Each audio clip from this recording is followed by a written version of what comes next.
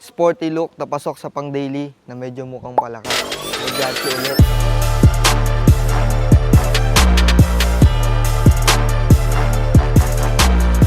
Good morning guys. So meron tayo dito 2017 Nissan Juke 1.6N automatic transmission. Exterior wise tayo, napakagandang cosmic blue paint, 17 inches wheels sa mga kapalang tires. At dito tayo sa harap na hindi ko maintindihan, LED day running light, projector headlights, fog lamps, grill na hindi ko rin maintindihan, 2 ang ending.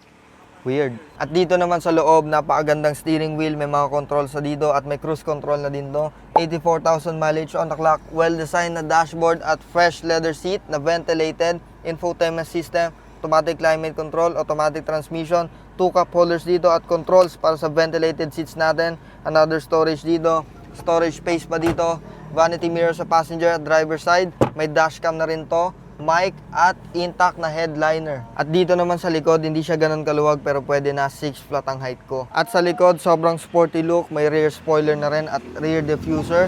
At dito naman sa trunk space, maluwag na trunk space at meron na rin siyang secret storage dito. At kung meron kayo kakarga, pwede mong gawin to.